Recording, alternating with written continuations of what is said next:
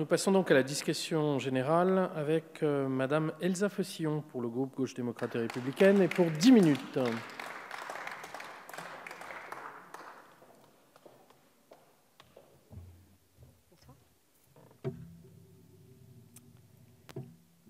Monsieur le Président, Madame la Ministre, Monsieur le rapporteur, chers collègues, les années passent et les scandales se succèdent, mais la fraude et l'évasion fiscale continuent de coûter chaque année entre 60 et 80 milliards d'euros à notre pays, près de 1 000 milliards d'euros pour l'Union européenne.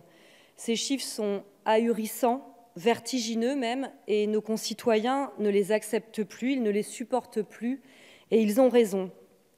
Car comment accepter à côté de ça que les réformes difficiles, les sacrifices, les réductions de la dépense publique en série s'appliquent si vite et frappent si durement les plus fragiles par ordonnance? Vous imaginez combien de lits d'hôpitaux en moins avec cet argent perdu, combien d'enseignants, de logements, de places en crèche, en université ou d'hébergements d'urgence seraient rendus possibles, mais aussi quelle perte d'espace pour penser le monde de demain, en grand, en innovation et en beau. Car en même temps, les décisions nécessaires à un combat politique et efficace contre l'évasion fiscale sont souvent, elles, repoussées et s'illustrent systématiquement par un temps de retard. Comptez-vous alors une nouvelle fois aujourd'hui repousser à plus tard la proposition de loi que nous portons devant vous sous le seul prétexte qu'elle vient des rangs de l'opposition? En matière de lutte contre la fraude et l'évasion fiscale, personne ne peut prétendre avoir le monopole des initiatives constructives. Au-delà des clivages que vous êtes assez enclins à remettre en cause, mettre fin à l'évasion fiscale doit être une très grande priorité pour le pays, et en premier lieu pour nous, parlementaires, qui devons prendre nos responsabilités, car il se trouve que c'est bien nous, représentants du peuple, qui avons la formidable opportunité, capacité de faire la loi. Fabien Roussel, mon collègue, vient de démontrer en quoi une nouvelle liste française des paradis fiscaux serait un outil pertinent. L'enjeu que représente l'identification des territoires qui s'exonèrent de la coopération fiscale internationale doit nous amener naturellement à des sanctions plus dures, car la question qui est posée est celle de la justice, justice sociale, justice fiscale. Directement inspirés des travaux européens, les critères retenus sont adaptés aux pratiques fiscales actuelles. Voilà la force de cette proposition de loi.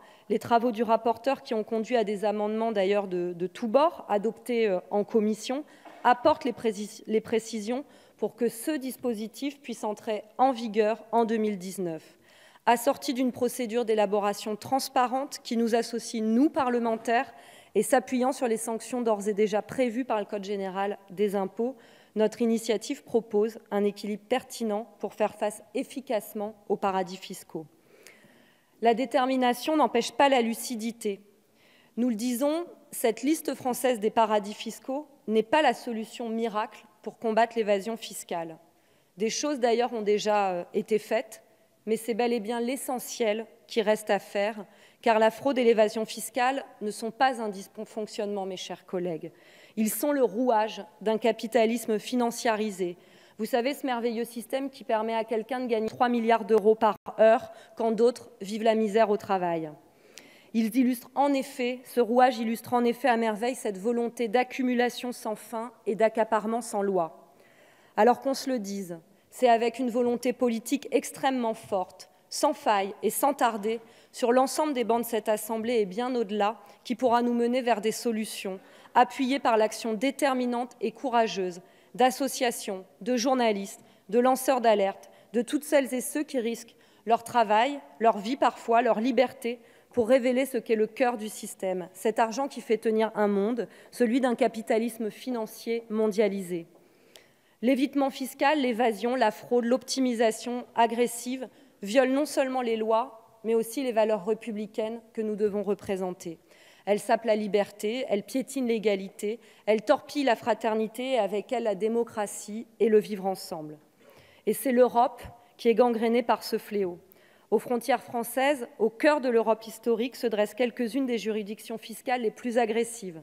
Le Luxembourg, les Pays-Bas, mais aussi l'Irlande, premier cordée du moins-disant fiscal.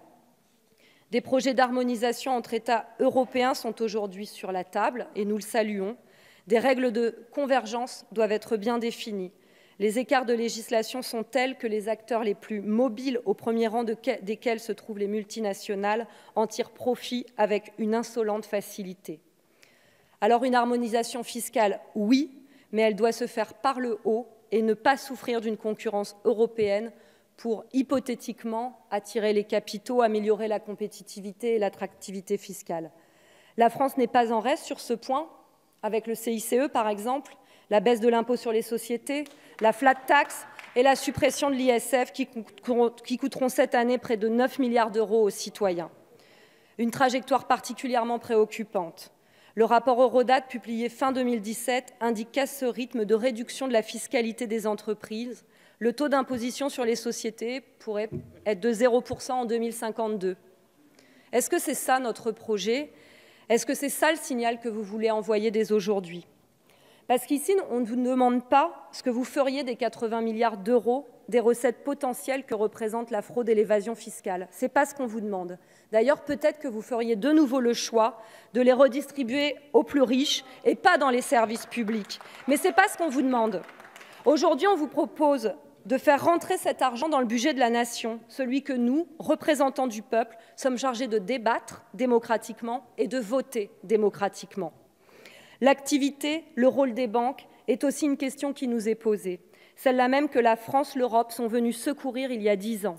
Elles ne peuvent échapper à la loi ou rester tranquilles quand elles financent par exemple des activités climaticides. C'est justement l'objet de l'article 2 de notre proposition. Vous le voyez, les idées existent, les priorités doivent maintenant être fixées et pourtant, à peine les premiers travaux en matière d'harmonisation fiscale engagés au niveau européen, de nouvelles menaces apparaissent avec le Brexit et la politique fiscale de Donald Trump. À l'évidence, une partie de la solution réside en France. On ne peut pas tout renvoyer au niveau européen. C'est l'objet de l'article 1er. Très vite, il nous faudra aussi faire sauter le verrou de Bercy et réfléchir sérieusement à inscrire jusque dans notre Constitution la lutte contre l'évasion fiscale. Une autre partie de la solution réside en Europe, avec l'harmonisation fiscale que j'évoquais, mais dans un statut véritablement protecteur pour les lanceurs d'alerte. Mais à problème mondial, solution mondiale également, les travaux de l'OCDE engagés depuis la crise de 2008 ont été novateurs et ont permis des avancées. Pour autant, tout le monde est loin d'être réuni à la table de l'OCDE, le club des pays riches. Or, grand absent des négociations internationales, les pays en développement sont les victimes massives de l'évasion fiscale. Les proies de ces multinationales confortablement allongées dans les paradis fiscaux au détriment des populations locales.